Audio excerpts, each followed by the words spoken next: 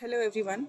Today we will discuss IS 2911 Part 1 Section 2 2010, that is Design and Construction of Pile Foundations in this lecture. This is the Part 1 of the code which is of concrete piles, and this is Section 2 of Part 1 which is board cast in situ piles, section of second revision. I welcome you all to Structural Insights, and my name is Shilpa Dikshit. So this is our IS code, Indian Standard. Here you can see we have this name IS 2911 Part 1 Section 2 2010. This is the Part 1 of the code which is for concrete piles, and this is Section 2 of the code, board cast in situ concrete piles. Let's move ahead. Here briefly you can have a look at it. There are other parts of this code which is Part 2 for timber piles, Part 2 for timber piles, Part 3 for underbeam piles, Part 4 for load test on piles, and in different parts we have Part 1 we have Section 1 for driven cast in situ concrete piles, Section 2 for driven precast concrete piles, and Section 4 for precast concrete piles in pre-board piles. Right now we are into Section 2, and for the time being let's ignore all these sections and parts. Let's move ahead.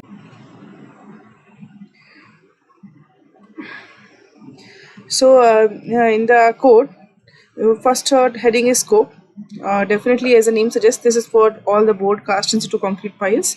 And then we have terminology. In terminology, we will see various terms which are required to be understood to understand this code properly, because this is a very long code. Long means in terms of terminology that is being used, and sufficient background is required to understand different terms before going ahead with the code. So let's briefly go through all these terms, and we will start the code just after this terminology finishes. Allowable load. This is the load that is allowed on the pile when you are designing a pile while considering its ultimate load capacity, group effects, the allowable settlement, negative skin friction, and other relevant loading conditions. Means when you have considered all these things, then you arrive at a load which you can finally allow on a pile, that is called as allowable load. Anchor pile. Anchor piles are you can say these are tension piles which can take the uplift forces. Okay. Then we have batter piles. Batter piles are piles which are inclined at an angle. These are called batter piles. Then board cast in situ piles. Board cast in situ means when you are going to cast a pile, first of all you make a bore into the soil, then you cast the pile, then you lower the reinforcement cage, and then you fill with the concrete. This is called board cast in situ pile. Cutoff level. So the level where a pile is cut off to support the pile caps or beams or any other structural component at that level is called as cutoff level. To explain cutoff level, let's see, we have this pile cap and we have this pile. Okay, we may have two piles in a pile cap, we may have three piles, we may also have a single pile. So suppose we have two piles in this pile cap, then this level is called as cutoff level.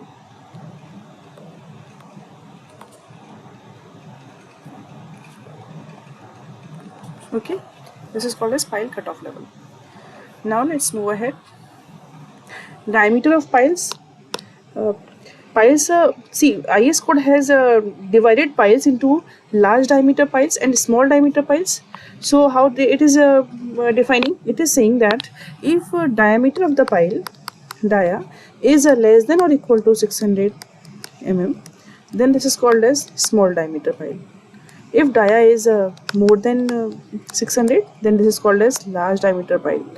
And minimum diameter which has been defined by IS code is 450 mm. Okay, so this we can highlight. 600 mm or less is known as a small diameter.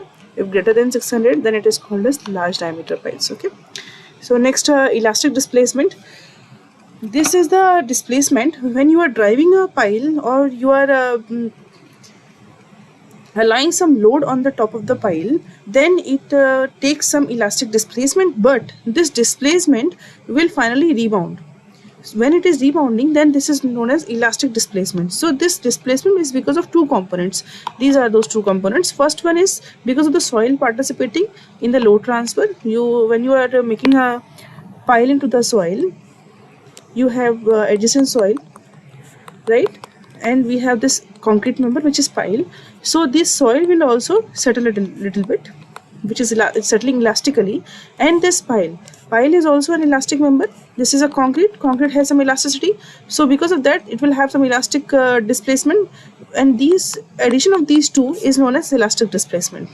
Now factor of safety, as defined, it is the ratio of the ultimate load capacity of the pile to the safe load on the pile.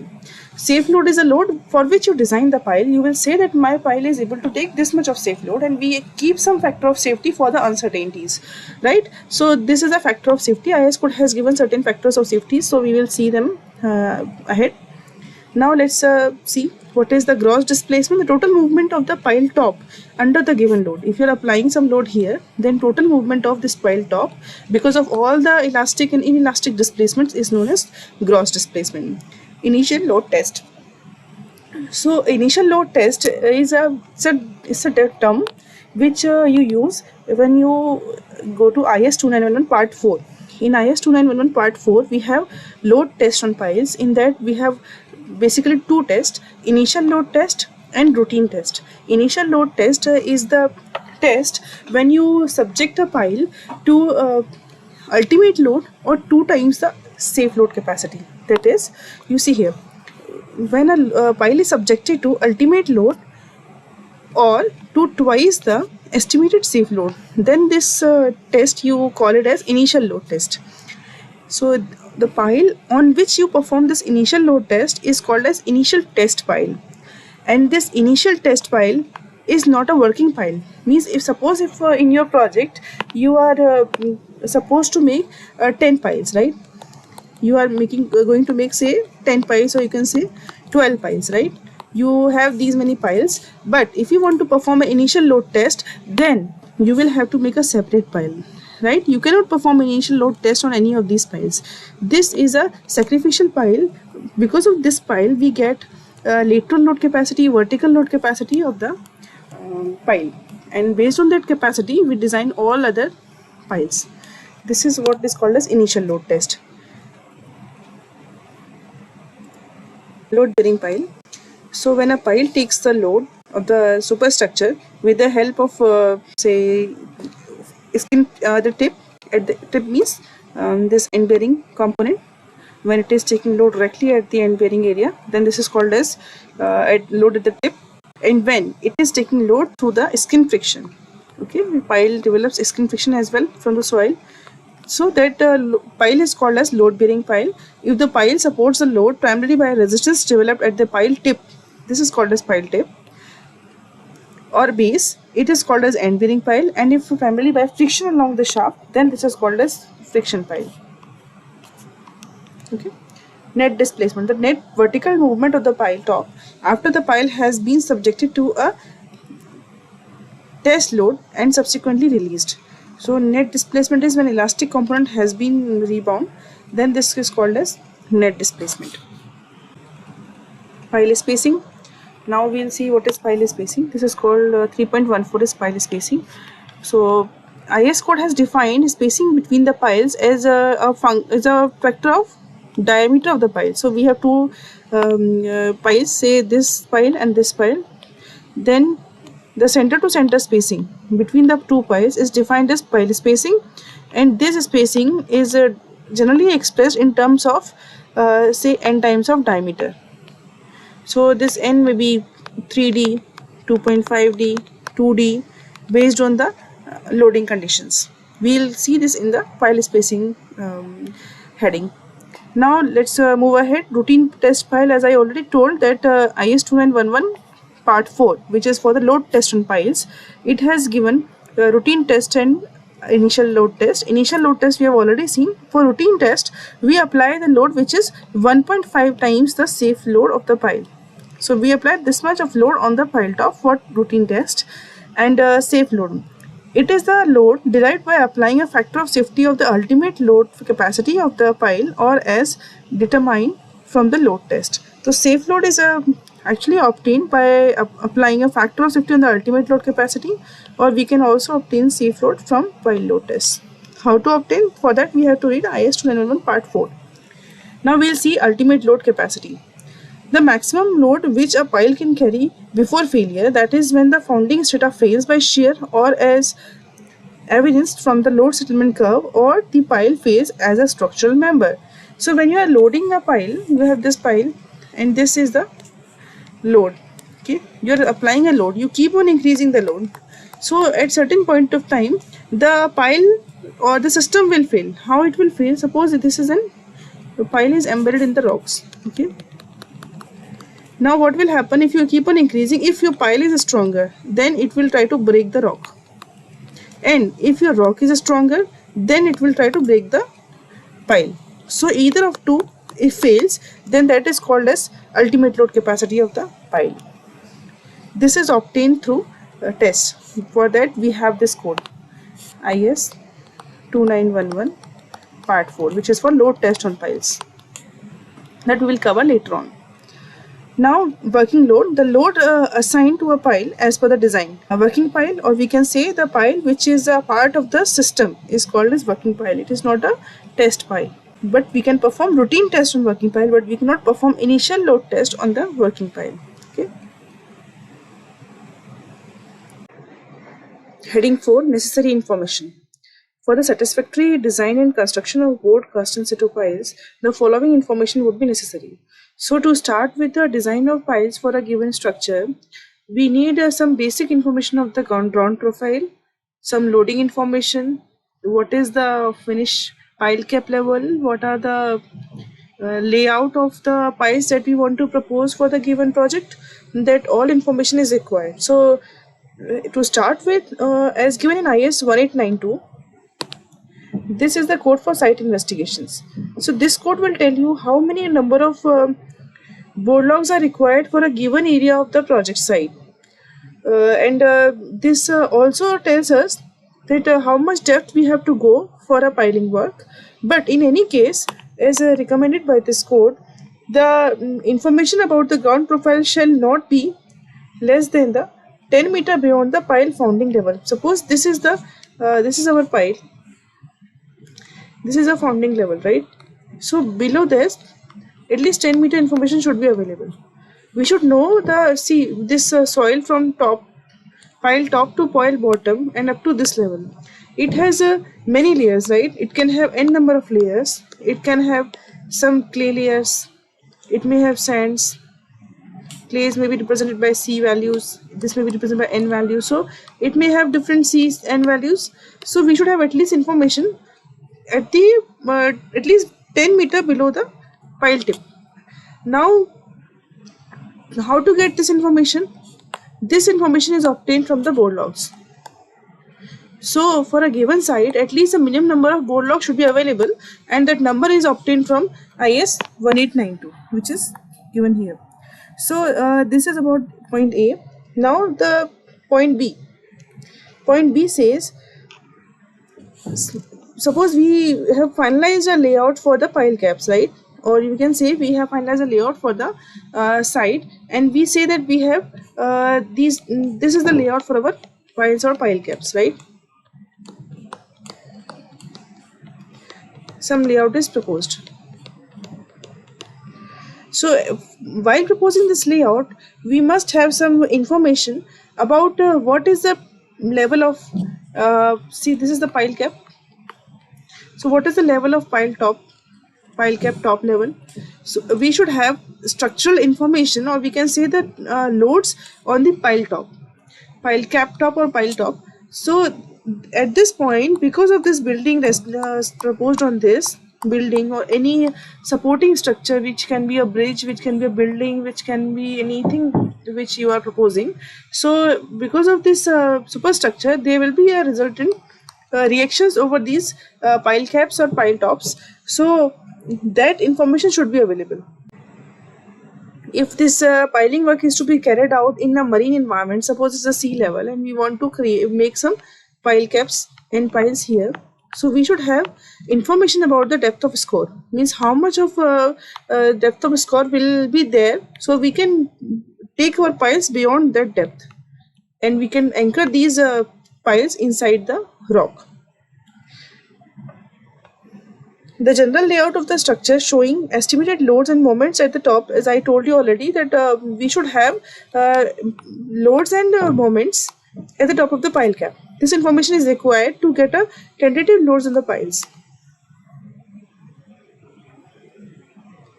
Then we have, during the design of piles, we have to take care of all the seismic loads that are coming at the pile cap level. Okay, seismic loads, let me just clear. So when we are making this piling project, we have a building. So this seismic load will come on the building as a horizontal shear. We will have wind loads. So all these information, wind load will be calculated as per IS 875 part 3 2015 latest revision. Seismic loads are calculated based on IS 1893 part 1 or part 4 depending on the building type, and these loads are to be evaluated based on the given site and the project information. So these loads will impart some reactions over the pile tops, right? These will give some kind of moments. Load will be given by P. P is the vertical load and M is the moment. So moment will be coming because of this load and this load. So, and because of the eccentricity of the building, we will get some moments on the pile tops. So that information we should have, and based on this information on a given pile, say this is a pile, we have this P value, this is M value. M can be biaxial, one in this direction, one in that direction. So P, M1, M2, we have to design the pile, right? Reinforcement of the pile has to be designed. Effective length or depth of fixity has to be obtained, which we'll see in section C of this code. That pile, how it is designed based on the given shears on the pile top. So all of this information must be available to start with the pile design. So equipments required for piling operations will depend upon the basically on 4 factors. First one is the subsoil stratification, means how many layers of the soil is present throughout the depth of the pile. What is the groundwater level, and types of founding material, means where your pile is ending, that soil layer is called as founding material, and the required penetration therein, how much depth you are going for piling. So on these, basically on these 4 factors it depends. Now among the commonly used plant tools and accessories, there exists a large variety, suitability of which depends on the subsoil condition and manner of operation. Okay, so boring operations are generally done by percussion type of rigs and rotary rigs.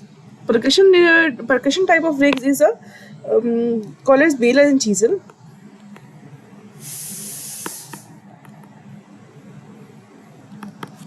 So baler and chisel, just let me rewrite it.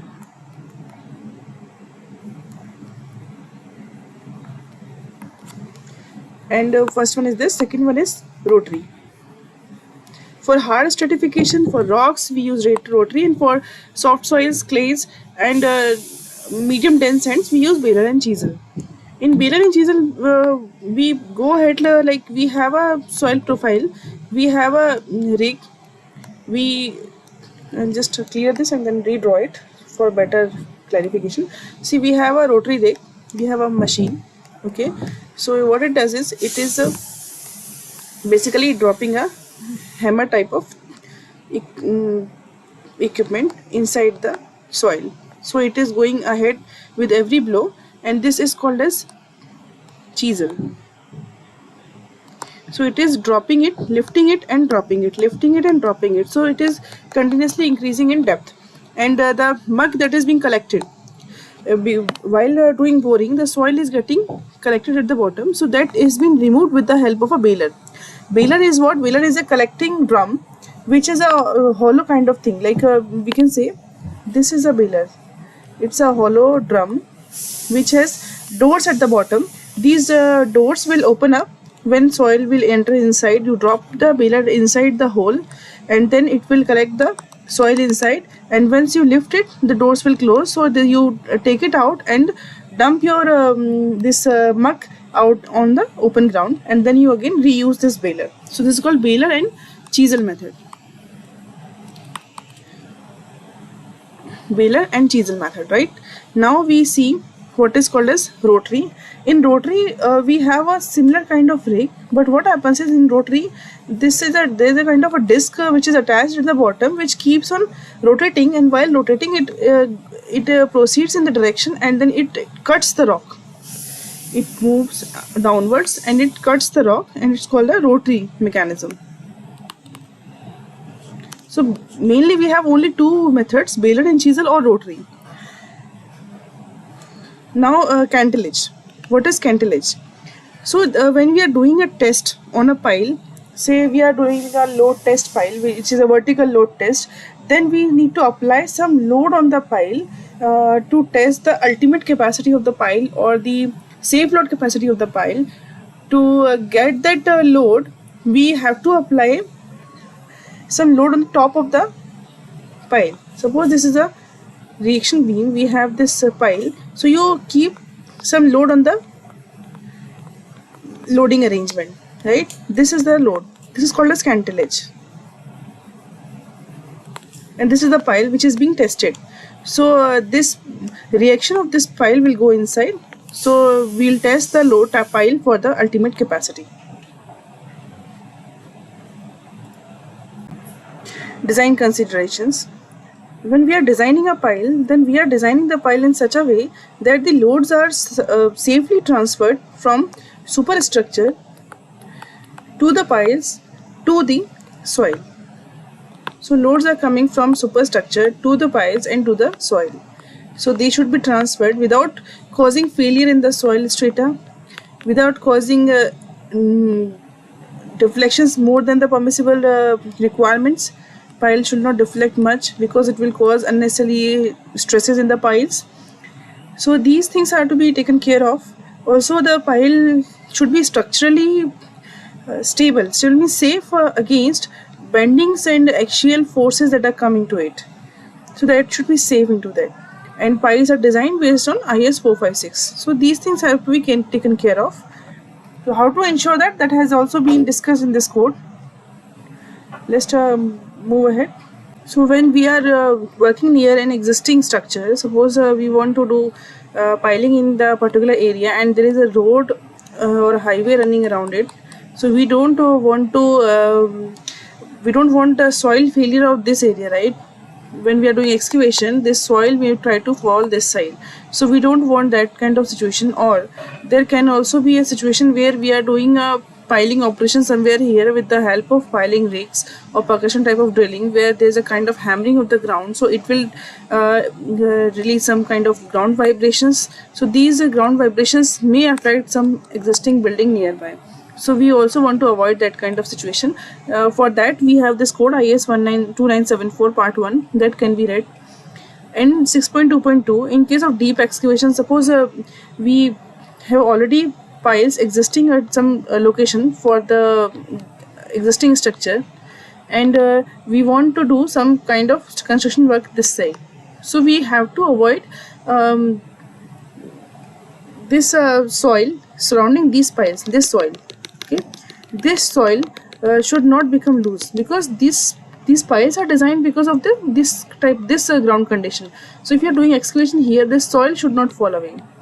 This will reduce the lateral resistance and vertical capacity of these piles. Okay, so this has to be taken care of. If some existing pile foundation or structure which is resting on pile foundation is there, so we should have excavations for the new buildings sufficiently far away from the existing building. That has to be taken care of. This is written in 6.2.2. Now let's move ahead with the pile capacity. So pile capacity of a pile depends upon the two components, which is skin friction, and second one is end bearing. Both of these things are calculated separately and then added together, and these components vary for the soil type, whether the soil is clay or whether the soil is sand. Calculations are different based on the C values and N values. So this skin friction and end bearing, this is all about the vertical load capacity. When we are talking about the horizontal load capacity of the pile, horizontal load capacity is required to take care of shears and moments, bending moments. So that has been calculated using the horizontal subgrade modulus of the soil. So this has been discussed in Appendix C, and this has been discussed in Appendix B of this code. So when this part will come, we will discuss these two sections. And for vertical load capacity, we are into 6.3.1. For vertical load capacity, we have a static formula. So we evaluate our vertical load capacity based on end bearing and skin friction using static formula only. There are dynamic formulas also, but they are less reliable, so we don't use those formulas for the evaluation of vertical load capacity of the piles. We only use the static formula. So that has been given in this code. The ultimate load capacity of a pile should be estimated by means of static formula based on the soil test results. Pile capacity should preferably be confirmed by initial load test. So we also, for the important projects, we also performed one initial load test to confirm the pile load capacity. The settlement of the pile obtained at safe load or working load from load test results on a single pile shall not directly be used for estimating the settlement of a structure. So when there is a pile cap and it has say 4 piles, and we are calculating, we have this from initial load test, we have some Q ultimate, we have some deflections, right? So these deflections of the single pile cannot be evaluated as the total deflection of the pile cap, which is comprised of piles more than one. That has to be calculated from the literature.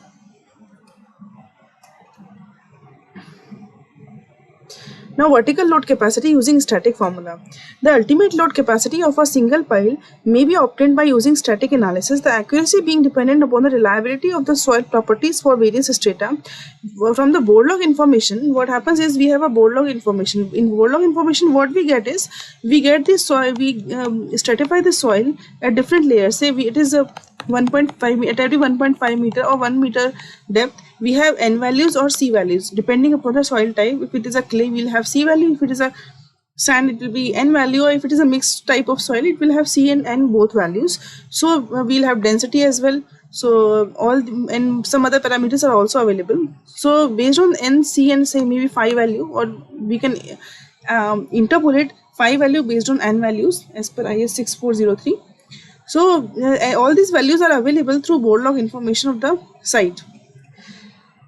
And based on that board log information and N, C and 5 values, we get this static vertical load capacity based on static formula, which is given in Annexure B of this code.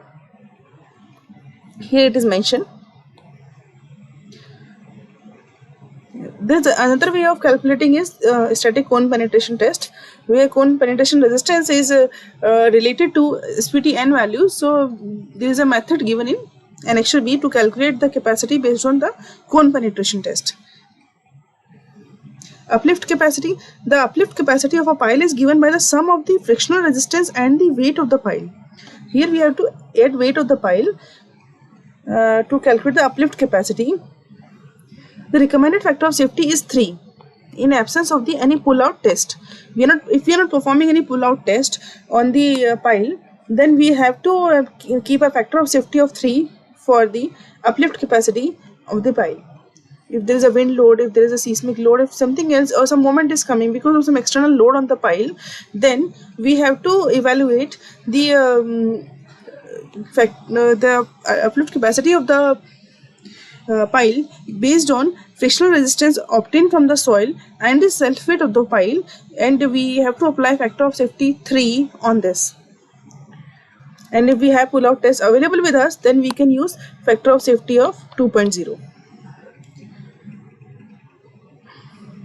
We have to ignore the end bearing resistance in calculation of uplift capacity. Now let's discuss the negative skin friction. Negative skin friction is that when there is a soil profile and some of the soil is recently filled up, right?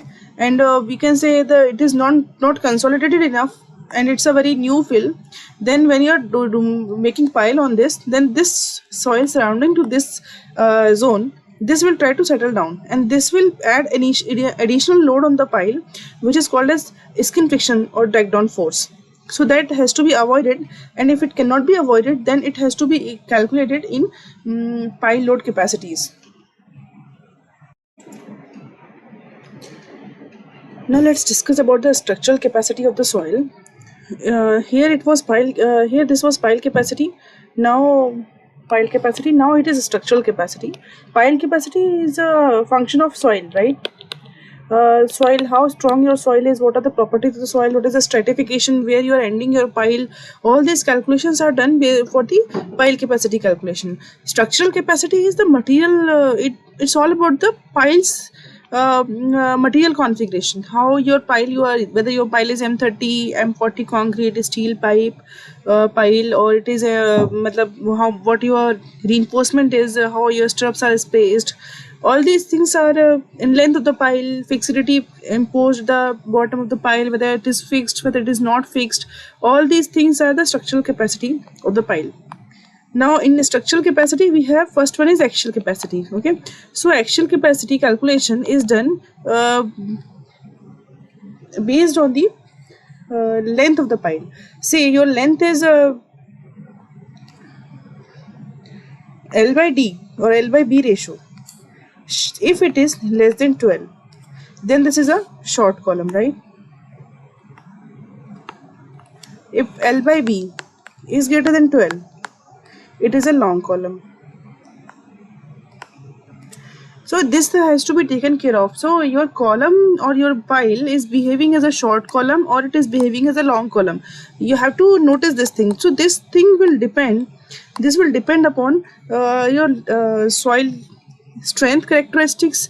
It will also depend upon the pile top boundary conditions. Your pile is a fixed pile. It has a pile cap at the top, or this is a free pile. There are certain boundary conditions which we'll discuss in the next paragraphs, which will tell you whether a pile will behave as a fixed pile or it will behave as a free pile. So that we will see later on. So based on that, the structural capacity of the pile will vary.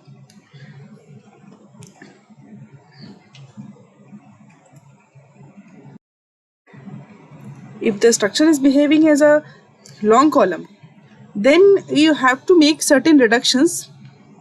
See here, read here. If necessary, suitable reductions shall be made for structural strength following the normal structural principles covering the buckling phenomena when it is acting as a long column. When the finished pile projects above the ground level and is not secured against buckling by adequate bracings, when it is free, or we can say when single piles are placed at certain spacings and they are not connected by the grade beams. Okay, they are not connected by a grade beam, or if grade beams are not there and there is no pile cap, combined pile cap, then they are not called as braced columns or braced piles. Then their effective length will be different than those of braced piles. So that has to be taken care of while designing the pile. Also, there is a point of contraflexure in the pile design. So what is that point of contraflexure? Just let me brief you. Okay, so we have this stratification. We have a pile.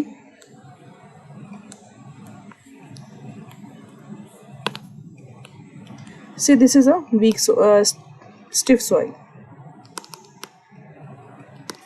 and we have a weak soil here.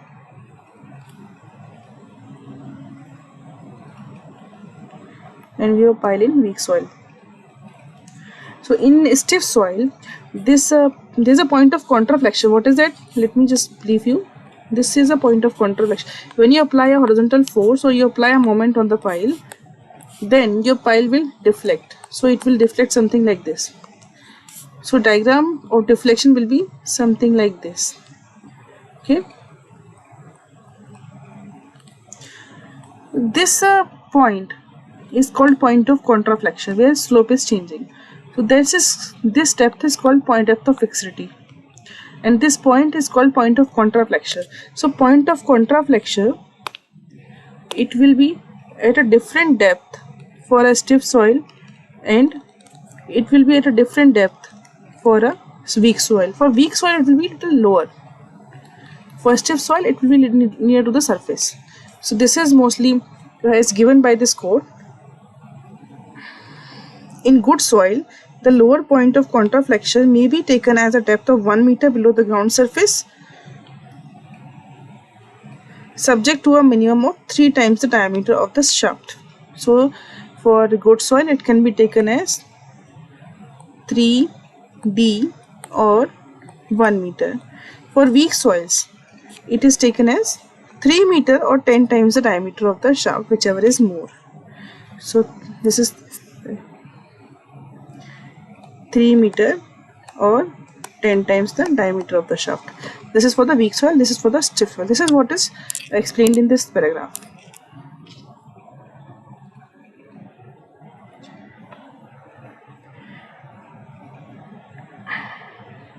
Now let's study lateral load capacity. So lateral load capacity. A pile may be subjected to lateral load for a number of causes, just such as wind, as I already discussed, that because of the horizontal forces, wind, earthquake, water current, earth pressure, moving vehicles, ships, anything which is giving a horizontal force on the pile cap on the structure will cause a lateral load on the piles. So piles have to be designed for the given lateral loads.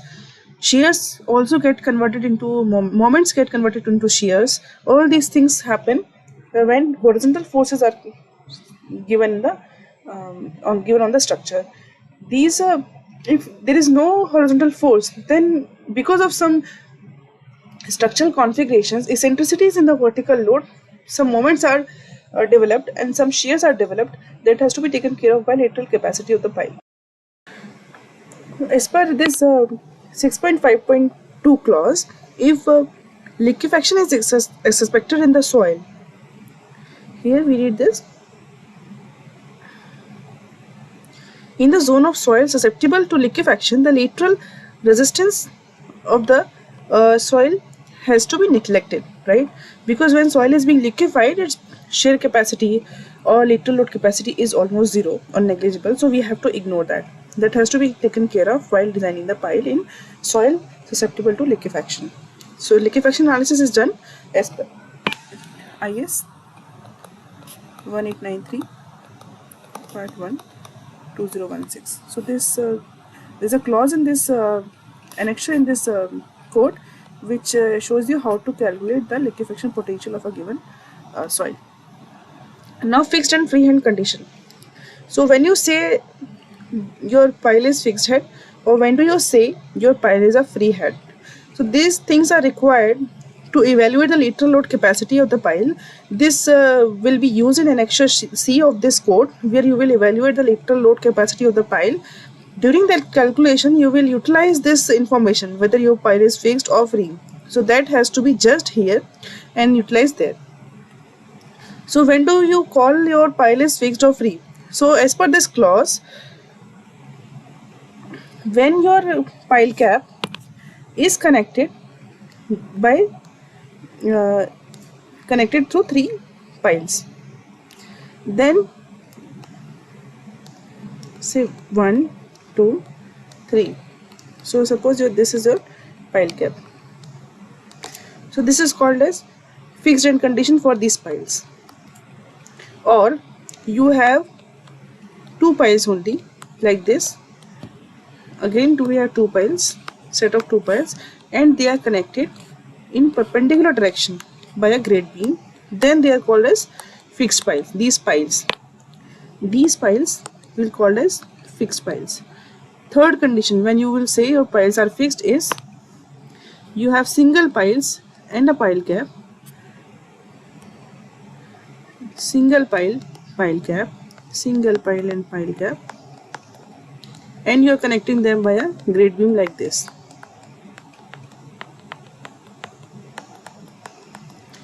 all these three conditions are called as fixed head condition for these piles. Apart from this, all other conditions are called as free head conditions. So based on your site criteria, based on your design criteria, you can say, or your layout of your pile caps and pile arrangement, we can say whether our pile is fixed or it is free. And based on this free and fixed condition, you will determine the lateral load capacity of the pile through Annexure C of this code. Raker piles are inclined piles. So they are used when we don't have good enough soil to take the lateral load of the superstructure. So when you know that your lateral load capacity of the pile is the soil is less, then you give the raker piles some component of the axial force. See, in your soil, if you are providing a raker pile, right, so your load is coming like this, so some component will go into the axial part, and this axial part will have a component in this direction and in this direction. So this will take care of the horizontal reactions. So you will get horizontal reactions through the raking of this pile. So this is what is the function of raker piles.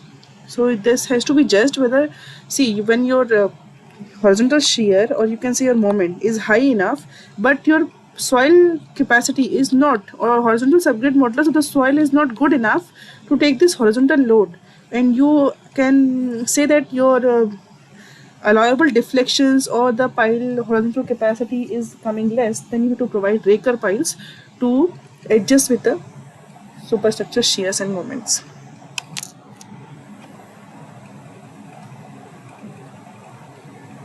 And this rake is, see, in this paragraph, this rake will be limited to 1 horizontal to 6 vertical. So your rake should be like this.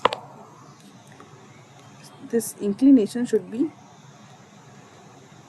1 horizontal and 6 vertical. So your raking should not be more than this. This slope of the pile should not be more than this. This is your pile, so it should not be slanter than this. Now we will see the next paragraph. Spacing of the piles. This is an important aspect which will be used frequently in design of piles. So what is the spacing? Spacing is given by this IS code, and it is a function of the load carrying capacity of the pile. If it is a end bearing pile, if it is a friction pile, or it is a combination pile, then you have to decide how the spacing will vary.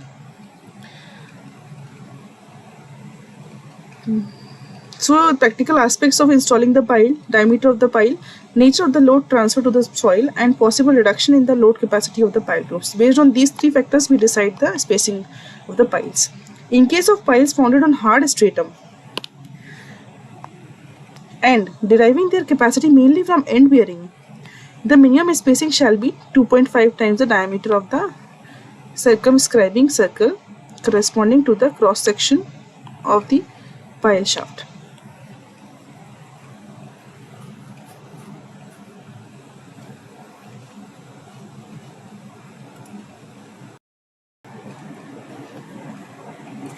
So your pile shaft is like this. So your pile shaft diameter is D. Then another pile shaft which has a diameter same diameter D. Then this spacing center to center. This is called as spacing, which is some n number D. So this n is equal to 2.5 when most of the load is taken by end bearing. N is equal to 2 times the set diameter when piles are ending in rock, and it is equal to 3 when most of the load is transferred through skin friction. Here it is mentioned. This is all about the spacing. Now pile groups.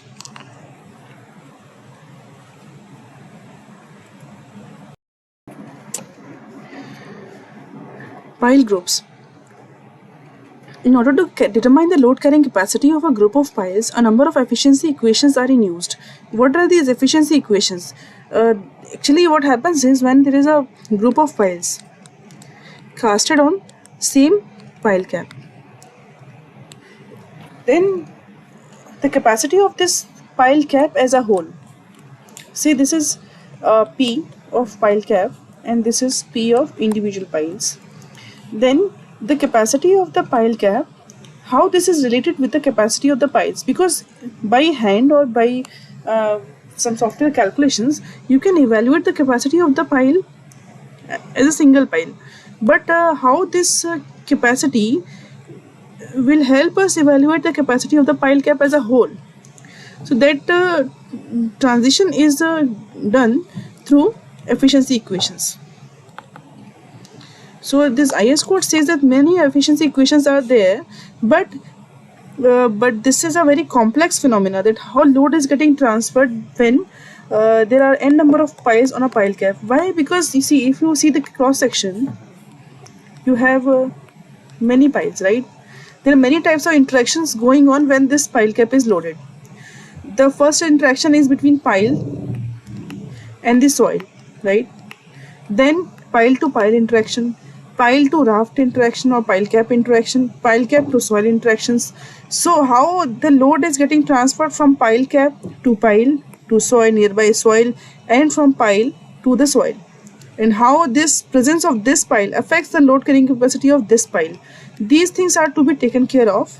So the IS code is not recommending any efficiency equations, but it is saying that whenever we consider the efficiency equations, that has to be considered based on its own merits. So that is up to the engineer in charge.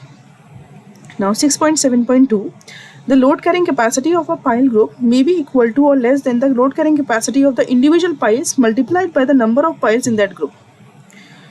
So it is saying that when there are friction piles cast into progressively stiffer material or in end bearing piles, when you are inserting your friction piles, let me just clear this. So when we have friction piles, okay, and this stratification is density is increasing, or the material or the soil is getting stiffer as you go down, and these are mostly friction piles. Then what happens is this capacity of the group, pile capacity of the group is equal to or less than the n times the pile capacity of individual piles. Okay, so if there are 6 number of piles,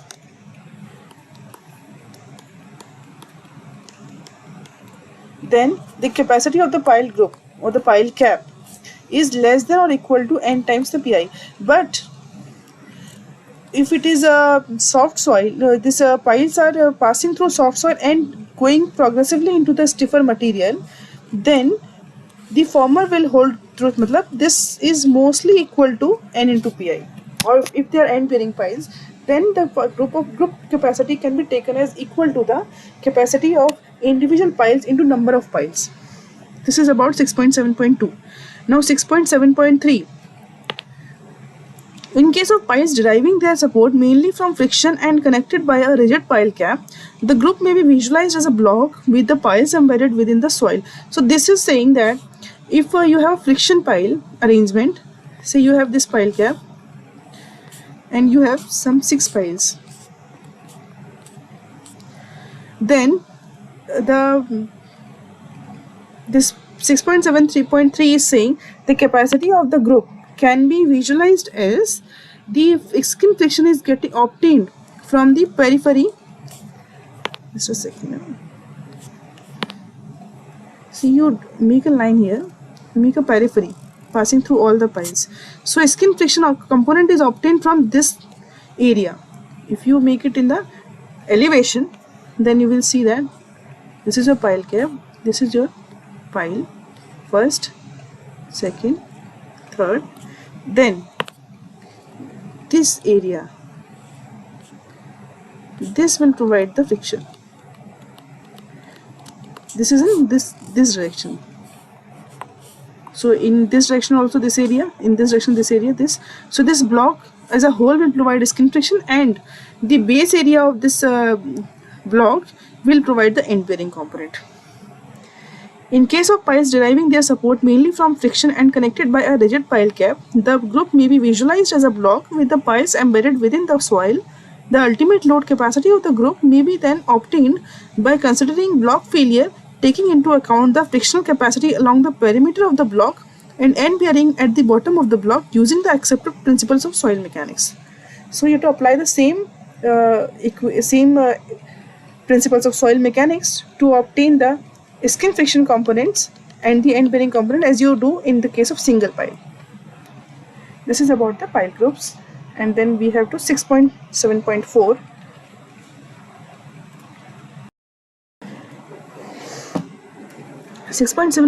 is saying that if a pile group is cast directly on the reasonably firm stratum which supports the piles, it may contribute to the pile load carrying capacity of the group.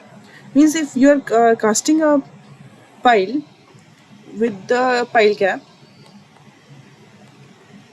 then this and it is loaded with some P and M.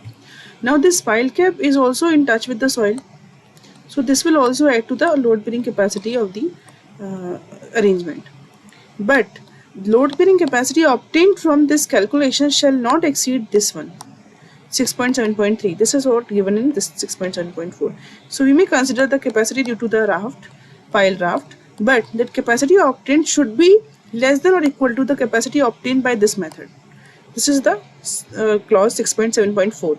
Now 6.7.5. So this is saying that when suppose while casting, some piles are subjected to some eccentricities or some moments are there which are coming on some piles, then we may have to provide beams connecting the piles so that the pile tips or pile top are restrained for deflections, unnecessary deflections. So they may be connected to other piles through grade beams. So in brief, we can say that suppose we have some piles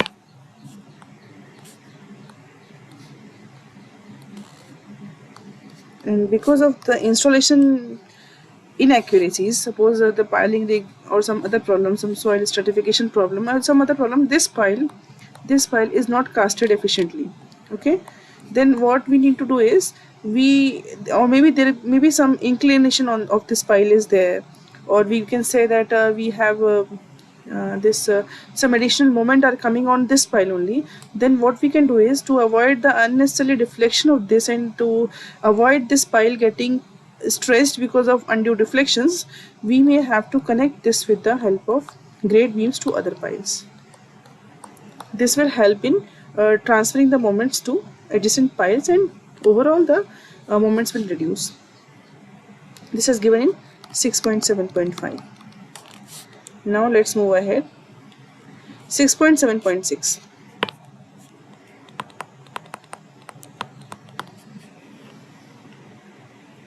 So when it may happen that you have a very large variation in the loading in plan, you have this kind of plan of your structure and you have various pile caps, okay, and these pile caps are connected and it has many piles.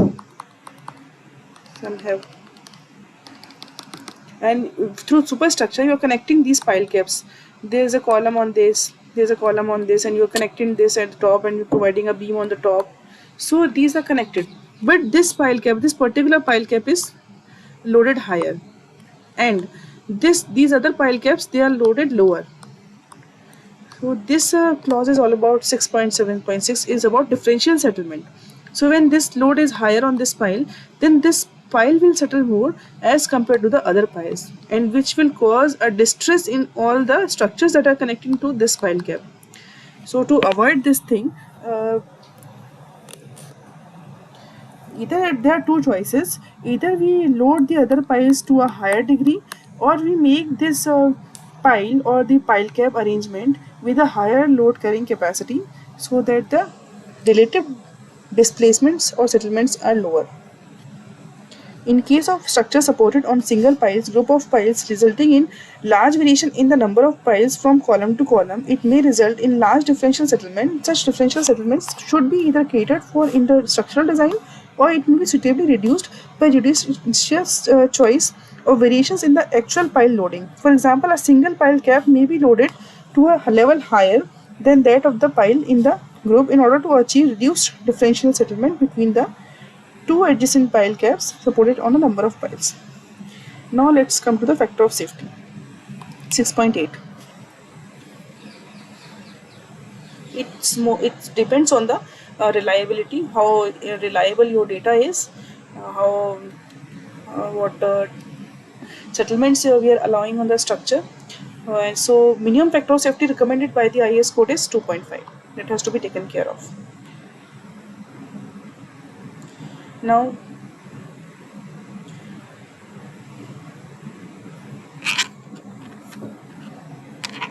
if the uncertainties in the soil is very high, then we may have to go for the higher factor of safety.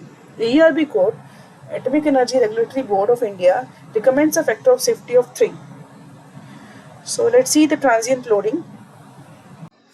Transient loading 6.9. So this paragraph is for, see, you are designing your piles in the system for a given load combination, right? This system of piles and pile caps is designed for a certain load combination as per the IS 456. 456/2000. And you want to check this combination for some extreme event. Say you want to check it for an extreme wind, for an extreme earthquake, which is not the design case. Say, then the additional stresses that are allowed on the piles because of the transient loadings, which may be some extreme case of a loading, say wind loading, then the additional load on the piles because of the additional wind that you are checking for shall not exceed 25% of the load capacity of the pile, right?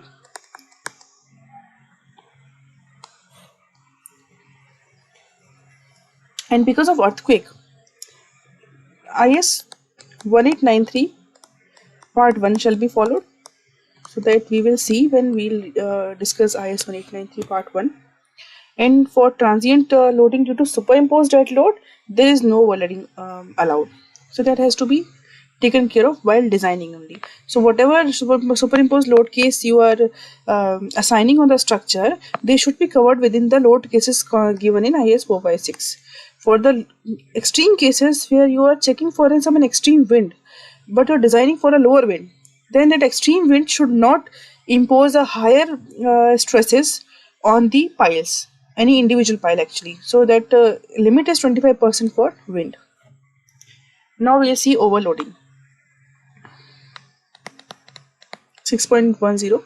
Overloading. When a pile is in a group designed for a certain safe load is found during or after execution to fall just short of the load required to be carried by it, an overload up to 10% of the pile capacity may be allowed on each pile. Say because of some design criteria change, or maybe some execution, difficulty in execution before and after, during an execution, when pile is casted and the design load of the pile has been changed, or capacity is found to be less, then that is called as overloading. You are loading a pile more than the capacity. That overloading is allowed, but up to 10% only.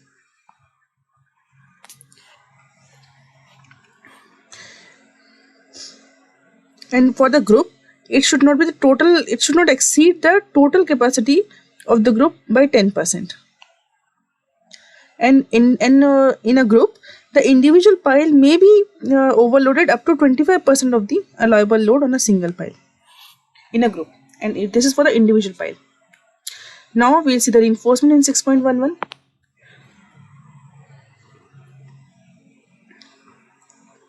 So reinforcement will depend upon the installation conditions, how the soil is. So the thing that is to be noted is the 0.4% of the cross-sectional area of the pile shaft shall be provided as the minimum area of longitudinal reinforcement. This is important.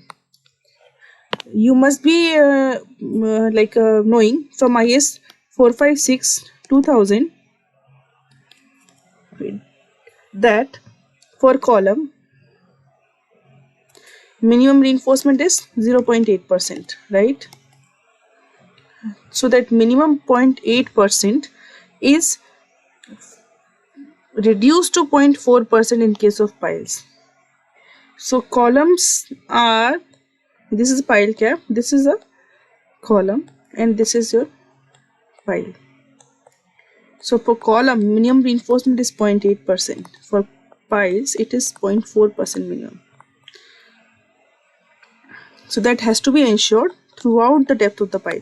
At some particular location the reinforcement may be higher, but it cannot be lower than 0.4%. That is given in 6.11.1.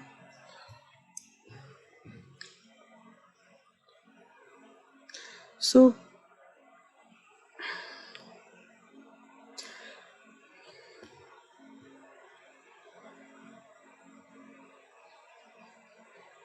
here it is given, clear cover to all main reinforcement in the pile shaft shall be not less than 50 mm. So when you are providing this a pile, this is the main reinforcement, and this is the stirrup, right? So this is saying that clear cover to all main reinforcement. So for, see, I want to zoom this area. So it is like this. You have this main reinforcement. This is your stirrup going on, and this is your pile outer line.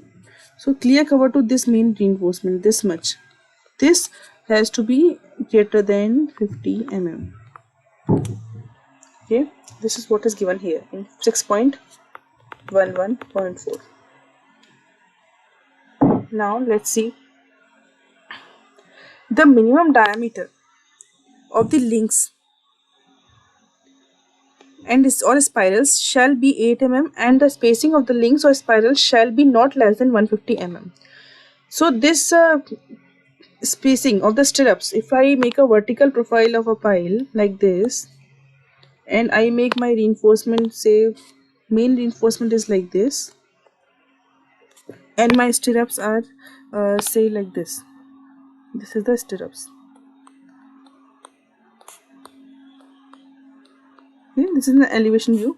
So the spacing between the stirrups, this spacing has to be greater than 150 mm. Because see, piling is a blind operation, and you don't know how the profile is inside the soil. It may go inside 20 meters, 30 meters, 40 meters. It's a completely blind operation. If you don't provide this much of spacing, then it may so happen that because of the very tight packing, the concrete will not flow inside this through this reinforcement cage to outer cover, or it may just leave a gap. So that we don't want. We want concrete to go in every nook and corner of the pile cavity, so that we have sufficient strength, axial capacity and lateral capacity of the pile to take the structural loads. And see, this length is generally very long, so we provide a stiffener ring. Stiffener ring is provided at intermediate lengths of 1.5 meter center to center of 16 mm diameter. So every say 1.5 meter we provide stiffener rings, and this is of 16 mm dia. This is how we make pile reinforcement cage. So this is similar to the IS 456 clause that minimum 6 numbers of vertical bars shall be used for a circular pile, and minimum diameter shall be of 12 mm. This is similar to IS 456 provision for columns. The clear horizontal spacing between the adjacent vertical bars shall be 4 times the maximum aggregate spacing in concrete. If required, the bars can be bundled to maintain such spacing. So that spacing between the bars, this spacing, this should be greater than 4 times the size of aggregate,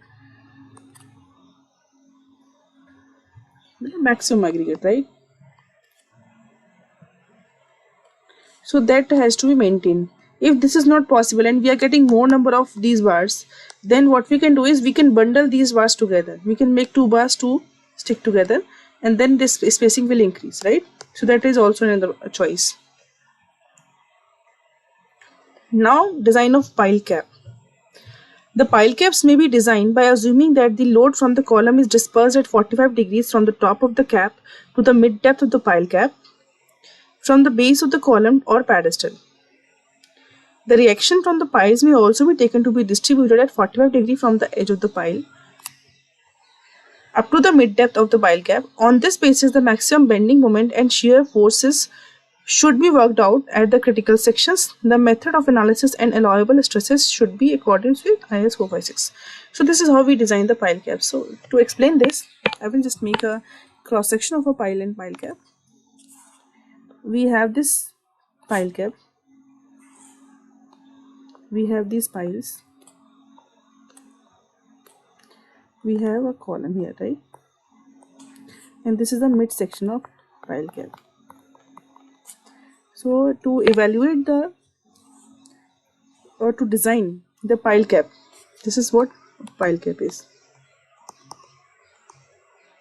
We spread this load from the column P to 45 degrees, right? This is at 45 degrees, or this is what? This is 45. And from piles, this is pile, and this is column. So pile also we spread at 45 degree. Okay, this area here, this one area. Okay, and I'll draw again. So column, this like this.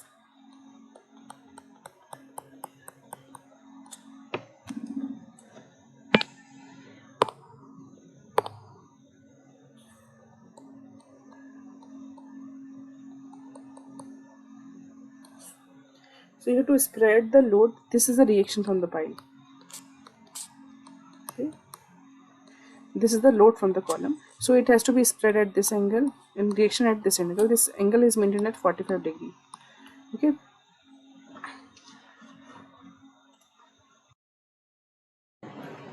Pile caps are designed based on 2 theories. One is a strut and tie theory, in which we assume that the load from the pile is load from the column is transmitted to the piles through a truss type of member in a truss section like this, and these all the piles are connected by a tension member. This is the compression member, this is the tension member. So if there are other piles in backside of these 2 piles, then they are connected through tension members, and this load is transmitted to the piles through a compression member. So this is called the strut and tie method. Or another way is solving the pile cap problems using the beam theory, in which we assume that the pile is acting as a beam, which can be a simply supported beam or it can be a continuous beam, and these are the reactions on the beam. These are the reactions. So we will have to solve this and find out the corresponding bending moment diagrams and shear force diagrams. The design of the pile cap will be covered in a separate lecture that will come later on. So now let's move on to 6.12.2. Pile cap shall be deep enough to allow for necessary anchorages of the column and pile reinforcement. Okay, the pile cap should be rigid enough so that the imposed load could be distributed on the piles in a group equitably. In case of a large cap, where differential settlements may occur between piles under the same cap due to constriction, but the consequential moment should be given. So these are the general considerations while designing a pile cap. Main thing is this one, which has to be taken care of. A minimum of 150 mm overhang is required from the face of the pile. Okay, this minimum, this thing here to here, this 150 is required. Okay, 150 mm.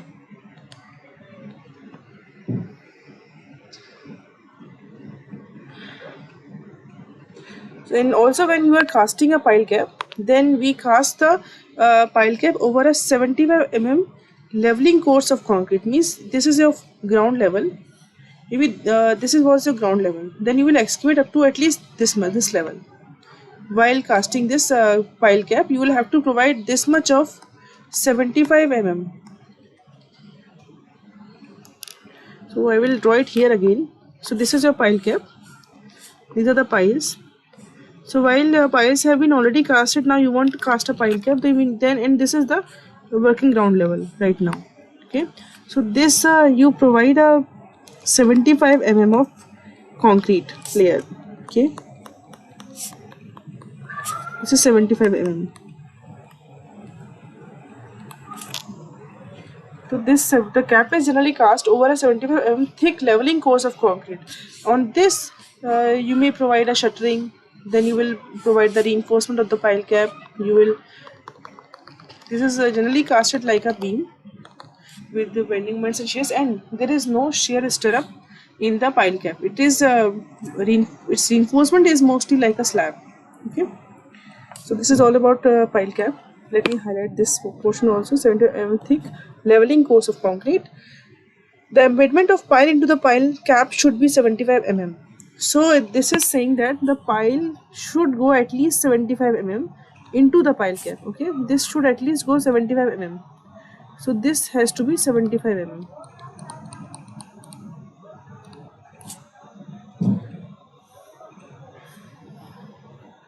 So design of grade beam, if there, shall be as per IS 291 part 3.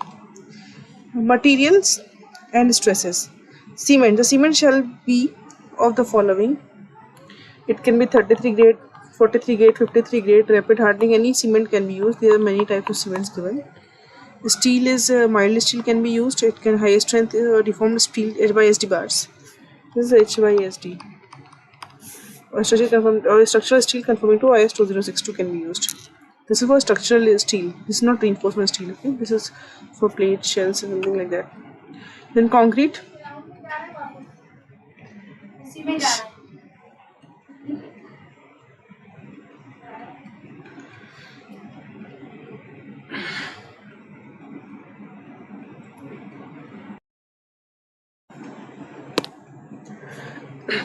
The slump should be 150 to 180 mm at the time of pouring.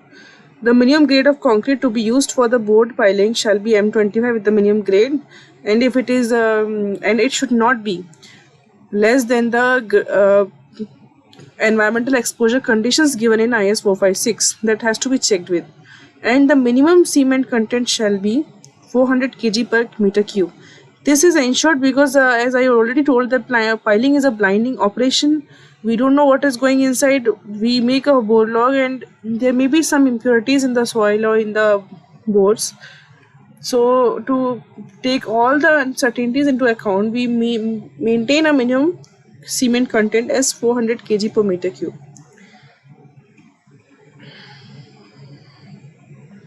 So with the use of admixtures, the cement can be reduced up to 350 kg per meter cube.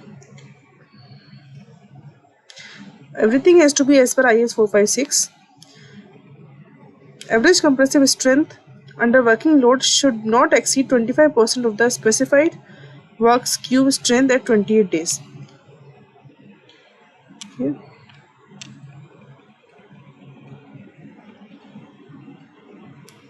Drilling mud, bentonite. So there is a separate annexure for this. This is used to stabilize the walls of the boards so that we should get sufficient time for installing the cage of the pile and to do the concrete pouring. Annexure D is given for the bentonite. Workmanship. So how we manage things at the site while we are doing piling operations, it has been covered in the workmanship. So let's see the workmanship portion. Control of piling installation. Board cast in situ piles should be installed by Installation technique covering the manner of borehole stabilization with the help of bentonite clay, that is use of casing or using a drilling mud. Manner of concreting, which shall be used by a tremie. Is used for the concreting. And choose choice of boring tools. Control of alignment, this is also an important portion. So while we are casting a pile, we have to maintain an angle of minimum, or we can say maximum angle of inclination of the pile with the vertical, so that the pile is not inclined more than the permissible requirements given in IS code. So that is as a guide, an angular deviation of 1.5% in alignment for vertical piles and a deviation of 4% for raker piles should not be exceeded. So it should not be 1.5% in alignment. So your pile is, if pile is like this, then this inclination 1.5%, less than 1.5%. Pile should not deviate by more than 75 mm or d by 6, whichever is less. This is for if diameter is less than 600 mm, then this deviation should be less than 75 mm or d by 6. If dia is greater than 600 mm, then it should be less than 75 mm or d by 10.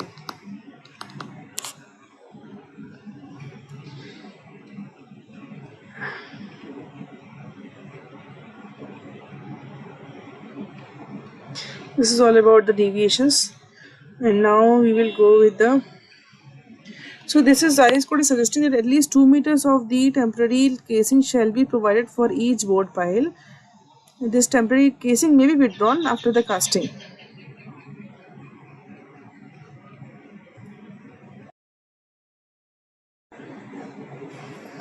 Use of a drilling mud. In case a borehole is stabilized by use of a drilling mud, the specific gravity of the mud suspension should be determined at regular intervals by a suitable slurry sampler. Consistency of the drilling mud shall be controlled throughout the boring as well as concreting operations in order to keep the hole stabilized as well as to avoid the concrete getting mixed up with the thicker suspension of the mud. So this drilling mud is generally a bentonite. So this paragraph says that actually bentonite is a thixotropic material, right? Thixotropic. So when it is shaken, it will lose its property, and when it is left for some time, it will form a layer around the borehole. So when you have a soil profile like this, you have made this borehole, but this soil is very unstable. The surrounding soil, this is highly unstable. This may fall down and this may fill the borehole, right? You will have to then remove this soil completely. Your time of execution and piling will increase. So avoid all these difficulties. What we generally do is we flush this complete hole with the help of bentonite slurry. So what this bentonite slurry will do, it will get attached to the walls of the borehole. Okay, it will get attached to the walls of the borehole and it will stabilize the soil for some time. This is quite temporary, like maybe for 4 or 5 hours it will remain in position, but after some time this bentonite will lose its property and it will try to fall again. So we get some window maybe of 5 to 6 hours in which we'll have to completely finish our reinforcement, installation of the reinforcement and concreting. Or actually reinforcement is already installed, reinforcement is, I'll just mark it. So we already have reinforcement in place. Also we have a tremie pipe inserted in here. So this tremie pipe is going inside the reinforcement, and through this tremie only this bentonite slurry is going up. So when this is going up, it is stabilizing the wall of the borehole. Okay, and we are flushing it out. Along with the stabilization of the borehole, What it also does is, when we are doing boring through baler and chisel, major chunks of the particles that were collected here because of the action of boring, they have been removed with the help of baler. And after baler has removed the major particles, what left is here is small particles which are still there in the bottom of the borehole. So these particles will be taken up by the bentonite slurry uh, in the liquid phase, and they will be taken up to the top of the bore. So this liquid that is coming up and flushing the whole bore has some coarse particles into it, and they are taken out, and there is a pit created inside the this on the site, where you collect this bentonite slurry with suspended particles. You clarify it and then again reuse it. So this pumping capacity of the pump should be actually calculated based on the diameter of the borehole and the lifting capacity of the bentonite required. This is all given in this 8.2 and 8.3. Now let's see what is Tremy concreting. So Tremy is a pipe which is lowered into the borehole, and with the help of which we do our concreting. So this is the borehole. Okay. And we have this reinforcement cage inside.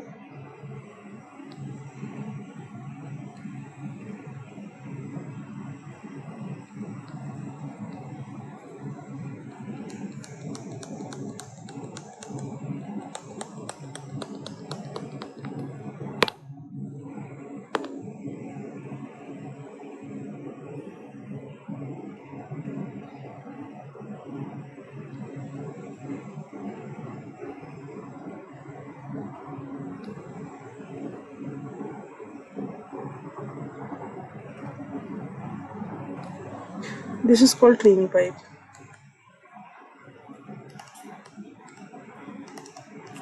There is a hopper connected at the Tremy pipe top. In this hopper, we pour concrete from the transit mixture, and then this concrete goes inside the Tremy, and it starts coming out from here. And it's we are slowly this Tremy will slowly be lifted up, and this mouth of the Tremy will go up here. So concreting has been done up to this level. Okay, when this mouth of the Tremy goes here, then concreting is done up to this level. So it is ensured that this mouth of the Tremy, the opening of the Tremy, it always stays inside the concrete, so that this concrete on the top of this Tremy opening has some loose particles, so that will slowly rise up to the borehole, and we will remove them, right? They are of a lower quality. This is a lower quality concrete which is at the top, so we are trying to keep this lower quality concrete on the top only, and we are keeping this Tremy completely immersed inside the concrete, say up to minimum up to 70 mm or 1 meter, so that it should not mix. The fresh concrete should not mix with the bad concrete.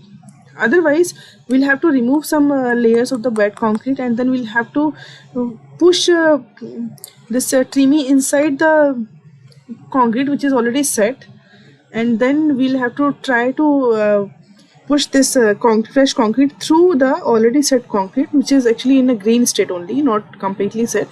So there is some difficulty in that, so we generally avoid it. We cast the borehole with the Tremy completely inserted into the concrete, at least by half to 1 meter. This is all given in this Tremy concreting. The concrete should be coherent, rich in cement, and of slump between 150 to 180. That is already been conveyed. It has a hopper attached at the top, right?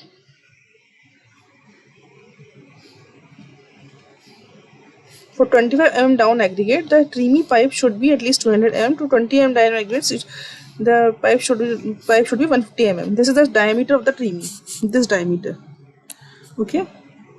All piling above 600 mm diameter pile should be, however, preferably done by 200 mm diameter TREME pipe.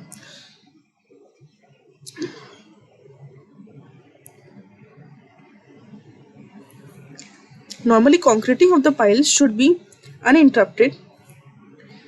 In exceptional cases of interruptions of concreting, it shall be resumed within 1 to 2 hours.